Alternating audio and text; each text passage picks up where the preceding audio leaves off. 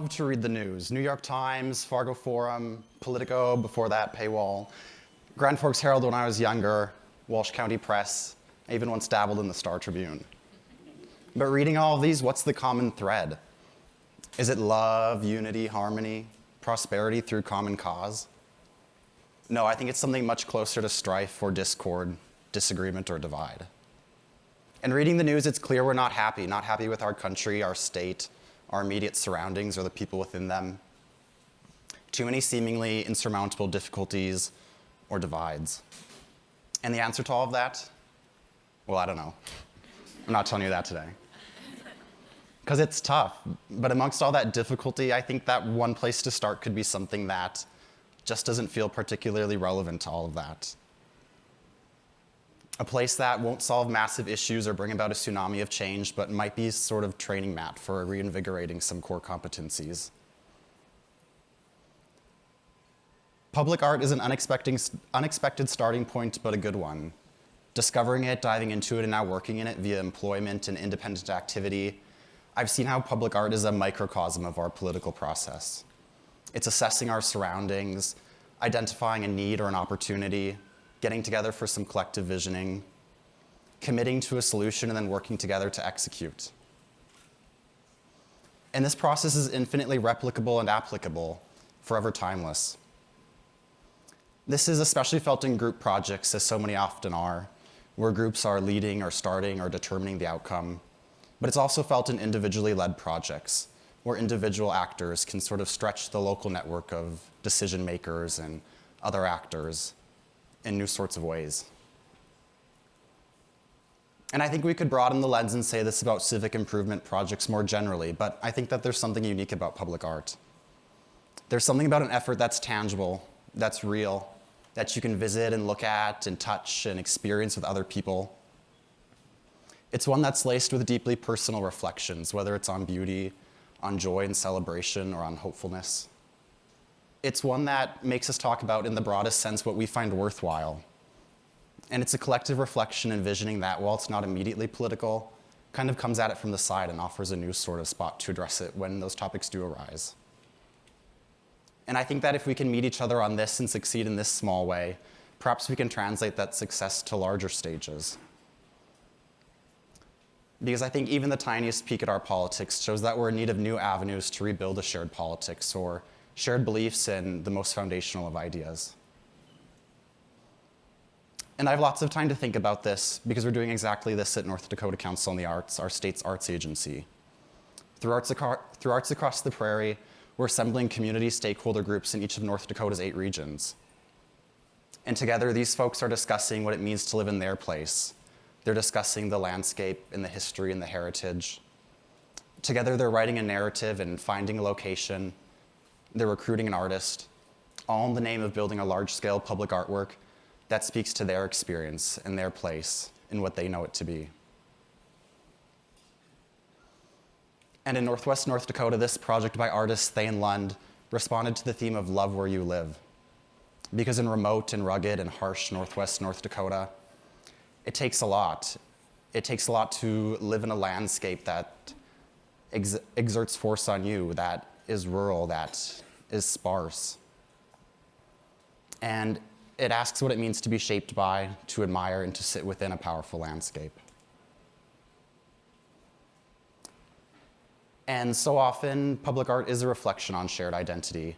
Over time, it further cultivates and grows this and imbues it with deeper meaning. And certain examples are deeply familiar.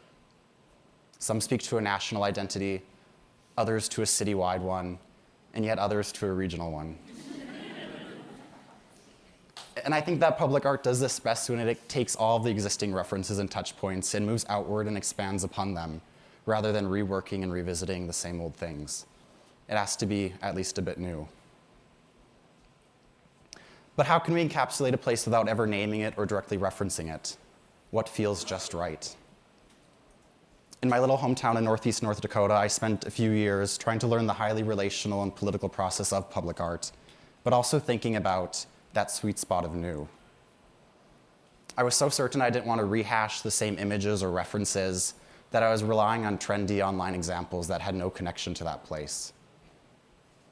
But after a few failed starts and a few years of reflection, I came to that sweet spot of new and what felt just right. I found something exciting to me that was grounded in that place and reflective of its spirit. Called Strawberry Quilt, it makes me think of the Bible Camp's quilt auction with all those old Lutheran ladies. And the fruit-forward wallpaper in our country house, or my grandma's strawberry patch, pick your own, that's since closed. And it makes me think of warm naps on a quilt in the summer grass. It all sort of comes together. And located on a big blank wall just off the main drag near the grocery store on a popular walking path, I think it underscores another capability of this work.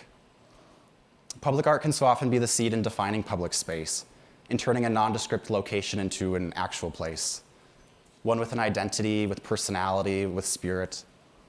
It enhances and creates interest.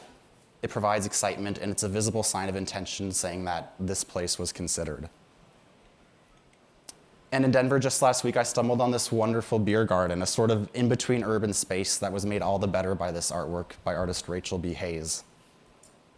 And I think it's the spaces for gathering and the meeting and the exchange that continues this political process that public art encapsulates. And even when not explicitly a gathering space or a public space, I feel that public art provides a sort of shared cultural stimulus, a set of references and touch points that we all share. Because I think increasingly online life seeds loneliness and algorithms seed radicalism or extremism, but this is something that we share with those living and breathing nearby. It's just one more shared link.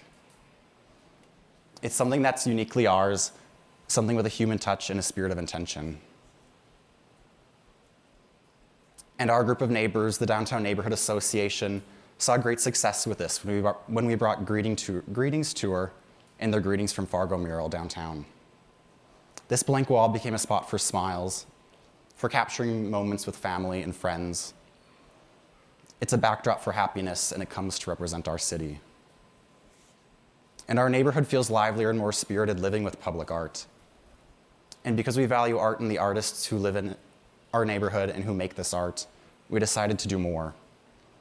Our neighborhood group is commissioning 4 new large-scale murals from artists who live and work in our neighborhood, each which will be painted in the coming few months.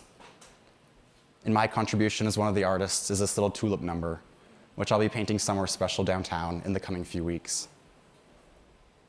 And I think that we need more of this work, more coming together and stretching ourselves in new ways, more coming together to achieve a success that's real and visible and tangible that we share with those who live and breathe around us. More reconsidering what's possible and what we think is worthwhile. And if nothing else happens, nothing super transformative, we'd at least come to know the people around us a bit better, have a better idea of who we are and who we might become, and live in a more artful, intriguing, and considered place. And I think that public art might just be the unexpected avenue to give that all a try. Thank you.